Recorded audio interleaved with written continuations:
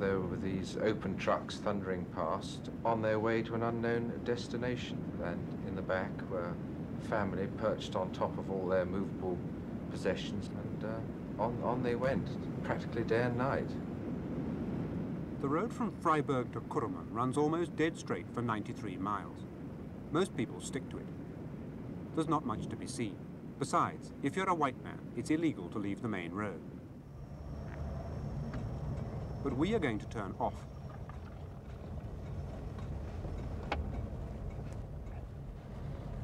We want to see what lies just out of sight over the horizon. This is South Africa, but almost no white South Africans have ever been here, for this is a Bantu reserve. By government decree, more than 100,000 black South Africans are penned in here on the edge of the Kalahari Desert. Many lack even the raw materials for survival. Vic 7, this is what we came to find.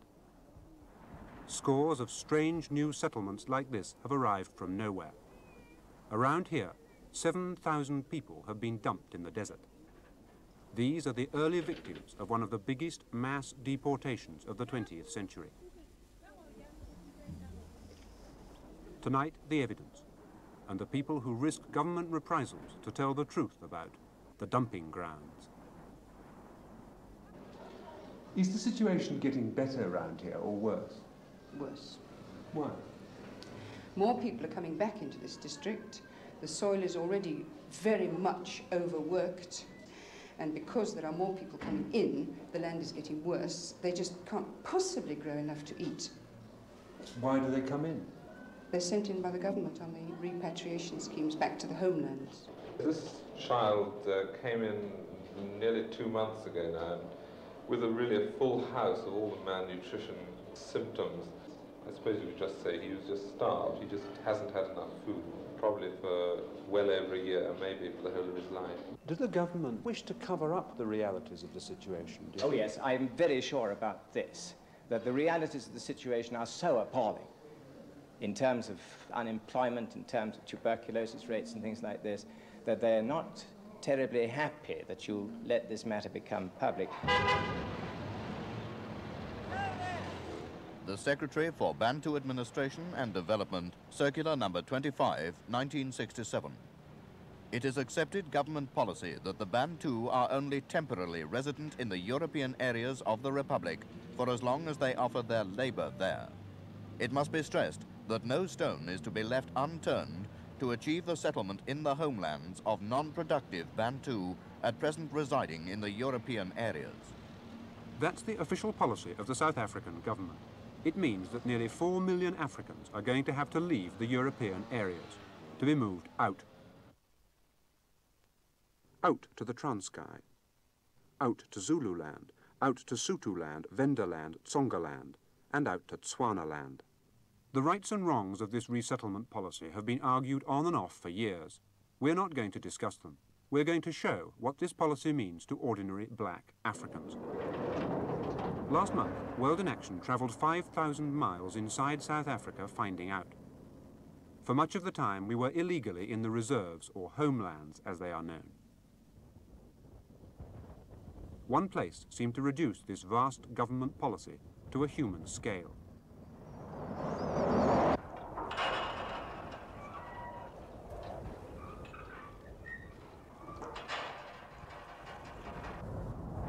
Schmidt's Drift, 300 miles to the west of Johannesburg.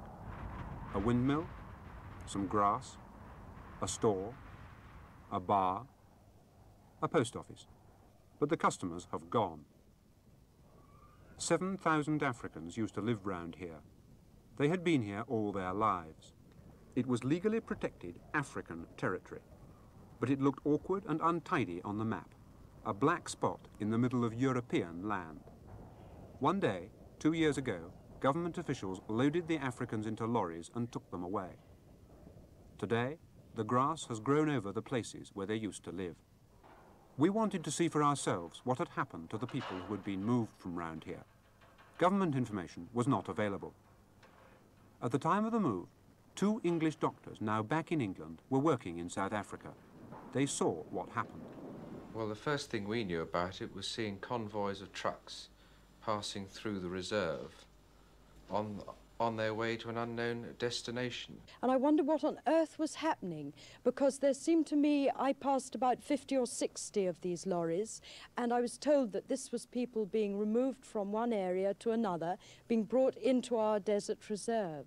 We discovered through asking the nurses and some of the workmen that another big move was in progress into the reserve.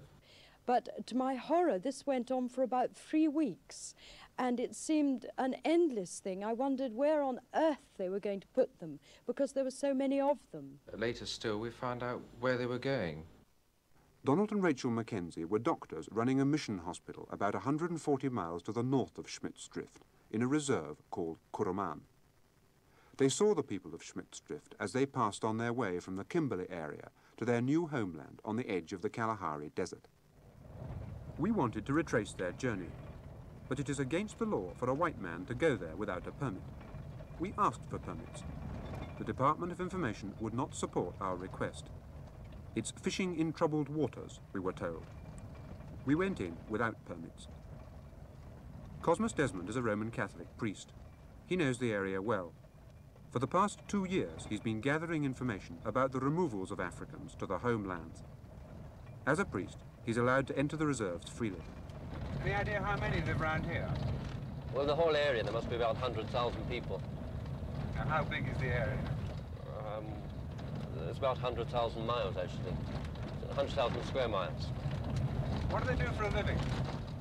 Well, most of them, the men will be away in Kimberley or even in Johannesburg. Isn't there any work locally? Well, the main thing is that when they were in Kimberley, a lot of them were working on diamond diggings locally. And even if they worked in Kimberley, they could come home once a week, whereas now they're 150 miles from Kimberley, so they can only come home once a year. This is the main thing, I think. 30 miles into the reserve, a weathered tin sign. The 7,000 people of Schmidt's Drift have been split up into 9 settlements, labelled by the government VICs 1 to 9. We chose VIC 7.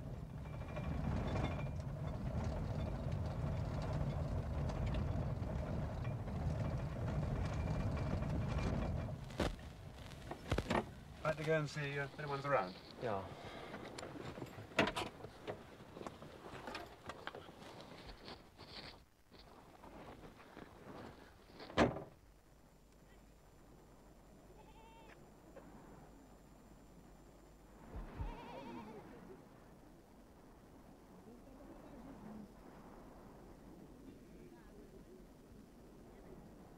How'd you like living here? No, the living is, no, it's very hard here. Because why the jobs, is no jobs in this. The Minister for Bantu Administration and Development, November 21st, 1969. The Bantu people like being moved. The Bantu people like the places where they are being resettled.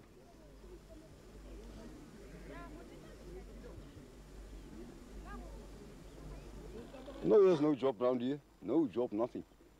You tried looking for one? We won't find a job here. The only job we have heard about, you ought to take joints and what and what and what. Was it better in Schmidt's Drift? Yes, in Schmidt's Drift it was better because why the jobs was not far. Yeah. Oh, the place is very bad down here. What's wrong with it? I do not know. There's a lot of drought down here. Can you grow anything? Nothing at all. We collected a sample of soil from the area. Back in this country, we sent it to a soil analyst. He reported, the soil is totally unsuitable for crops or grazing in conditions of low annual rainfall. At VIC 7, over the past year, it has rained once. No jobs and no crops. What happened, we wondered, to the physical health of the new arrivals in this barren wilderness? Until a year ago, Dr. Mackenzie was medical superintendent of the only hospital in the whole reserve. These people were fairly fit when they arrived. They'd had a good medical service. What worried us was the incredible quick way in which they relapsed into the general sort of situation that we were used to in the reserve. We wished very much that we'd been told about this move, because we could have perhaps been ready to give some sort of help. Weren't you given any notification of the arrival? No, none whatever. And this is the sort of thing that one used to find rather sad, that one never seemed to be taken into the confidence of the department about what they were doing with these people. The health was very bad because the old people and the young women and the children were left up there. It was 40 miles to the nearest shop, for example, which is a long way to walk for a woman with children and back again. Today, a few basic essentials have reached Vic 7.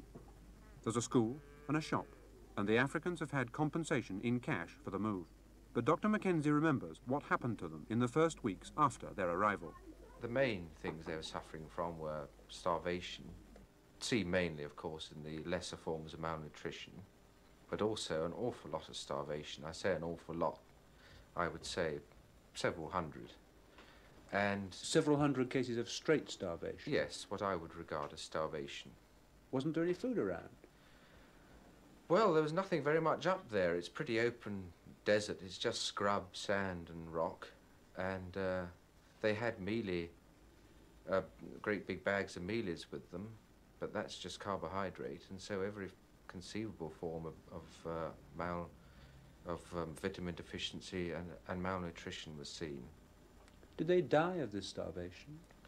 A great many did. It's impossible to say how many. I was told not many had died by the department because they said very few deaths had been registered, but it was about 40 or 50 miles from Kuruman, and I can't see anybody really making their way in to say that poor old Granny's passed away. Did the department admit that some people had died of starvation? I don't think so. I hadn't realised that starvation in this area was denied officially. We saw so much of it and just treated it, and that was the end of it as far as we were concerned. It was only later, when I got into trouble for signing death certificates with starvation, that it was brought to my notice that this officially didn't exist. Starvation, rickets, pellagra, starvation. These pictures were all taken by Dr. Mackenzie during his 3 years at the hospital in the reserve. In his last annual report, Dr. Mackenzie wrote, "The suffering witnessed in and around the hospital can only be described as a disgrace to the country." We wanted to know if the situation in the reserve had changed since Dr. Mackenzie left. The doctors who took his place wouldn't tell us, but 2 months ago, Dr. George Nurse, the temporary medical superintendent now running the hospital, reported to the governors, "The incidence of malnutrition here is shocking, even to someone accustomed to African conditions." We wondered whether the situation in that reserve was untypically bad. Certainly, the Department of Information had emphasized the severe drought in the area. So we decided to try and investigate the situation in a very different reserve, 750 miles away to the east. The area we went to was the Zulu homeland, around the little village of Nahutu.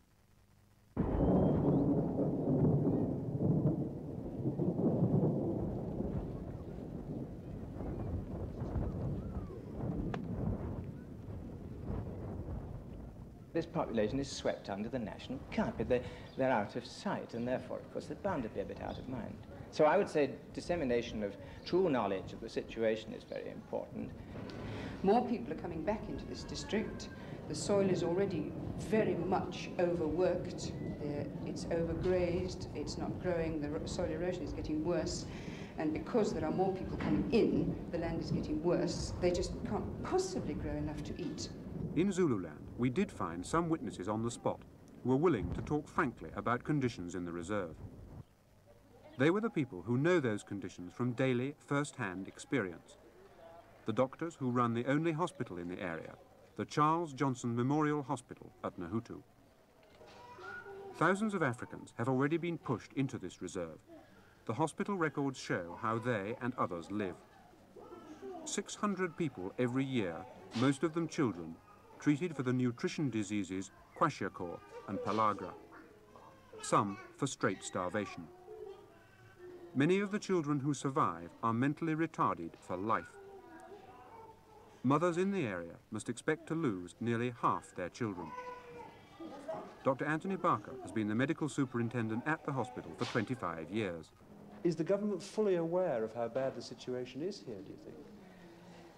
It's awfully difficult to get into their minds and hearts about this, and One must assume that insofar as they are also, at least their medical arm consists of professional people, that they're not either asses or knaves. On the other hand, they have an administrative outlook which is far removed from the realities of the situation, and therefore they're inclined to make administrative mistakes. When we had an outbreak of typhoid here some time ago in a new rural township around here, a place called Monto, I was rapped severely over the knuckles by the health department for publishing every week in the newspaper the number of typhoid cases that there had been. Do you think you're going to get rapped over the knuckles for doing this interview? I should think so, but it's worth it, isn't it? The most compelling evidence we found of conditions in the homelands was in the wards of the Charles Johnson Hospital. We spoke to two doctors. Dr. Richard Malins is in charge of some of the children. Dr. Margaret Barker has shared the running of the hospital with her husband since 1945. These are just some of their patients. There were many more. What's wrong with this child? This child's got kwashiorkor. What's that? It's really a disease of wrong feeding and deficiency. The diet this child's been fed on is porridge, maize porridge, which has probably been soured anyhow, and made into a sort of beery kind of porridge, grossly deficient in protein, partly deficient in calories, and again grossly deficient in vitamins. Why does the mother feed it that? Part of its custom, it is custom to sour the porridge, but I think the reason the child doesn't have anything else to eat except porridge is that there isn't anything else to eat. What does the disease do to the child? Makes them lose weight, first of all. This child, in fact, is practically, if not quite, 4 years old. And he weighs what an 18-month child, minimum weight of an 18-month child should be. Not a well-fed European child at 18 months, but a minimum African child at 18 months. Then they get into a state of swelling where all the tissues just become swollen and up with water like a sort of dropsy. And then they come out in this rash. And finally the skin starts to peel off. Then usually they get an infection, and very often they die either of heart failure or intercurrent infection. Well, that's kind of silly. He came in with kwashiorkor, but about 3 days after he came in, he had a series of convulsions, which we think was probably due to tuberculous meningitis, which often comes on top of kwashiorkor because the resistance is so low in the kwashiorkor child. And ever since then, he's been virtually a vegetable. He can just about eat, and that's all. The mother stays here constantly, and we're rather worried in a way because she's neglecting another child that's at home. And there seems to be no future for this child at all now. He's quite well nourished, but that's all. Will he be mentally retarded?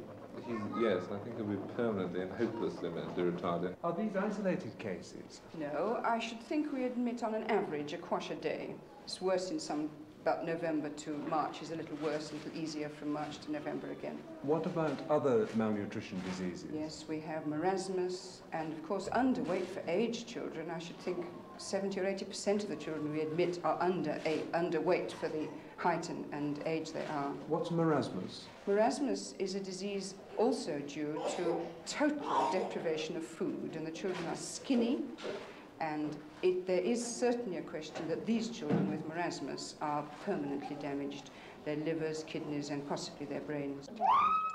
Rural health is bad everywhere in Africa, but nowhere else are the problems aggravated by pushing more people into areas which are already overpopulated, where the soil is exhausted, and where medical facilities are totally inadequate.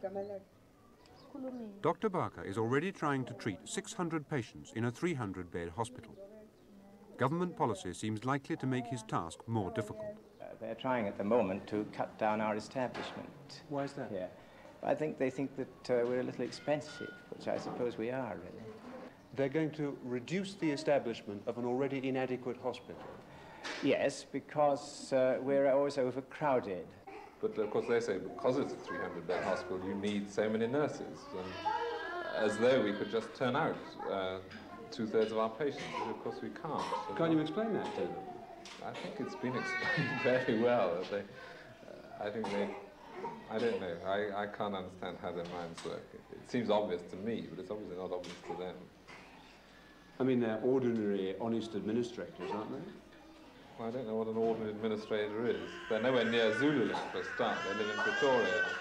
And quite what their priorities are, I don't know. Do they come down here and see these conditions? Yes, we had, well, not often, but they did actually come yesterday to inspect from the nursing council. Whether they'll change their minds after visiting or whether they'll simply say we have to turn out 2/3 of our patients, I don't know. If you turn them out, they'll die, won't they? Oh, yes. How does the government feel about that? I don't know. It sounds rather like a sentence of death on a lot of people. Yes, I think it is, and I think that it's a real assault on the relationships that we've built up here. But the trouble is, they're so remote from the places where visitors go to. Are visitors allowed to go into the reserves? No, they're not. You see, you've got to have a permit to go. We visited the Zululand Reserve without a permit. Dr. Barker goes deep into the reserve each week to provide the only medical service for the Africans who live there. We travelled with some returning patients in the hospital van to a clinic about 15 miles from Nahutu.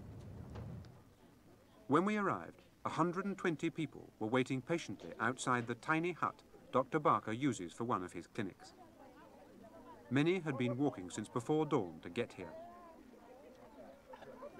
We saw a random selection of the patients as they appeared. Their problems provide a shocking insight into the social and physical bankruptcy of the homelands.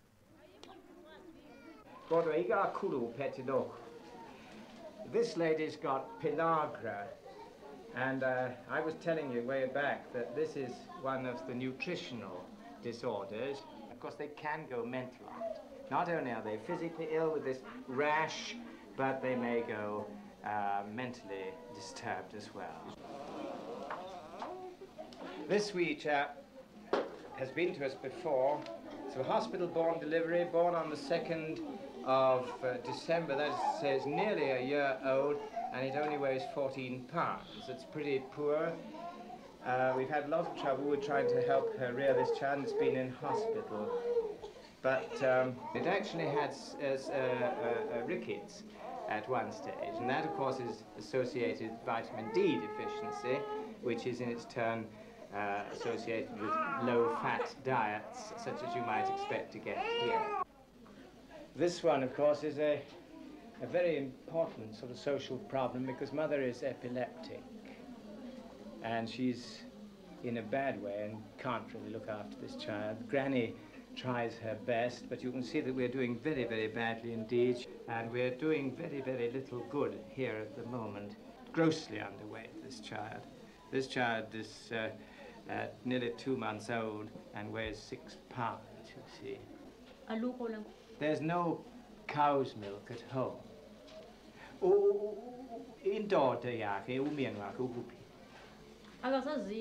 I do not know where the husband or the man is in this particular case.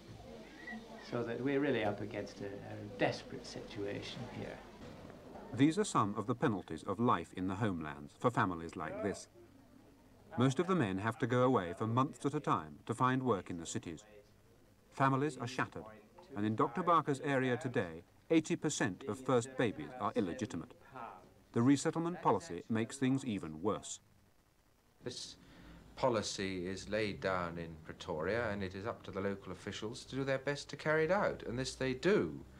And I think a lot of them are very well-meaning men, but are pursuing a policy which, when planned and in carpeted seclusion of Pretoria, may sound very reasonable. You have a black spot here, and it seems a reasonable thing to put it over here to join up with the rest of the reserve. It's easier for the administration of these people and all sorts of things like this. But the practical implications, when you're down on the spot, at the coalface, so to speak, are very different. We took our evidence about resettlement to the government in Pretoria. We asked the Minister for Bantu Administration and Development, Mr. M.C. Botha, to comment on what we had seen. He refused. The South African government's case remains that its resettlement policy is in the long-term interests of all races in South Africa, that it involves no compulsion, no hardship, and is done humanely. The government itself has ordered, The human factors must never be lost sight of in the process of settlement. The people must be treated with due sympathy and respect towards their problems. a mile from Dr. Barker's hospital, a silent comment on the government's claims. Pegs laid out in bureaucratic lines on a barren hillside. It's Schmidt's drift all over again. A new deportation in the offing, and again, no one has bothered to tell the local hospital. Do you get notified of new arrivals of this kind? No, I don't at all, and this is something which rather upsets me. I don't even get notified when there's a new township going up, which is even more important for the local doctor to know. Are there any going up round here? Yes, there's a new place which I see suspicious pegging going on just down below the hospital water supplies, which is rather alarming me at the moment. How many pegs? I don't know, but these places have a habit of having about 800 or 1,000 people. You're likely to get 1,000 extra people on top of your existing commitment. Well, I think this has been happening now for some years. It is going on.